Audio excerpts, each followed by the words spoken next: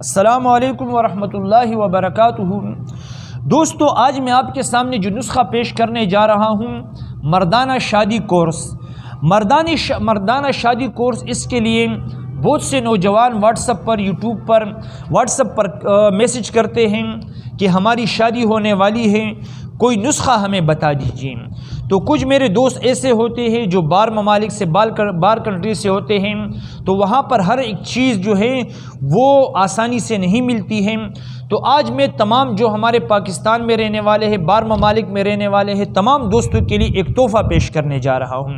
اگر آپ کی شادی ہوئی ہے یا آپ کی شادی قریب ہے اور آپ کو کمزوری، ٹائمنگ، کسی بھی اعتبار سے آپ کو کمزوری ہے، یہ نسخہ آپ استعمال کر لیں، انشاءاللہ زندگی بھر آپ اس نسخے کی تعریف کریں گے اور خوش رہیں گے۔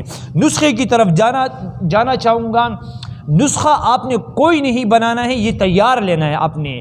کسی بھی پنسار سٹور سے، کسی بھی دواخانے پر آپ جائیں گے، یہ جو میں نسخہ بتا رہا ہوں یہ آپ کو تیار بنایا مل جائے گا۔ یہ 5 معجون ہے، یہ آپ نے لے کر کے سب کو مکس کرنا ہے۔ اس کا ایک کورس تیار ہوگا، آپ اس کو استعمال کریں گے، انشاءاللہ مجھے یاد کریں گے۔ چلتے ہیں نسخے کی جانب۔ سب سے پہلے ہمیں جو معجون چاہیے ہے اس نسخے میں، وہ معجون لبوب کبیر۔ لبوب کبیر جو ہے آپ کوشش کریں، جتنی معجونیں میں بتا رہا ہوں یہ اشرف لیبارٹری کا ہونا چاہیے۔ اگر اشرف کا نہ ہو تو دوسری بھی کسی اچھی لیبارٹری کا آپ لے، لیکن اشرف والوں کا معیار، کوالٹی یہ سب سے اچھی ہے۔ چلتے ہیں۔ سب سے پہلے ہمیں چاہیے معجون لبوب کبیر۔ نمبر 2 ہمیں چاہیے اس نسخے میں معجون سالب۔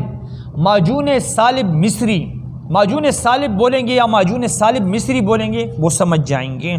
نمبر 3 ہمیں چاہیے معجون شباب آور، یہ تیسرے نمبر پر ہے۔ نمبر 4 ہمیں چاہیے معجون ریگ ماہی۔ ریگ ماہی یہ مچھی ہوتی ہے، ریگستان میں ہوتی ہے، اس کا معجون تیار ہوتا ہے، کمپنیاں بناتی ہیں، وہ معجون ہمیں چاہیے 1 ڈبی۔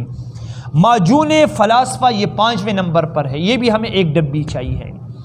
یہ 5 معجون آپ نے لے کر کے کسی بڑے برتن میں، کسی بڑی ڈبی میں، کسی بڑے کنڈول، پلیٹ وغیرہ میں، کسی محفوظ چیز میں آپ ان سب کو مکس کر دیں، یکجان کر دیں۔ یکجان کرنے کے بعد 1 چمچ چائے والا صبح ناشتے کے بعد دودھ کے ساتھ یا دودھ پتی چائے کے ساتھ، 1 چمچ رات کو کھانے کے بعد اور سونے سے 1 گھنٹہ قبل آپ نے دودھ کے ساتھ لینا ہے۔ یہ جو ڈوز میں نے آپ کو بتایا ہے، نفس کا ڈھیلا پن، مردانہ کمزوری، شوق کا نہ آنا، ٹائمنگ کا نہ ہونا، انتشار کا نہ ہونا، وقت خاص پر شوق کا ٹوٹ جانا اور ذہن میں کبھی سیکس کا خیال ہی نہ آنا، ان تمام امراض پر کام کرے گا۔ اگلی بات آپ کو بتاتا چلوں، اگر کوئی عورت اس کو کھائے گی، کوئی خواتین، تو انشاءاللہ وہ بھی اس کے فوائد سے مالا مال ہو جائیں گی۔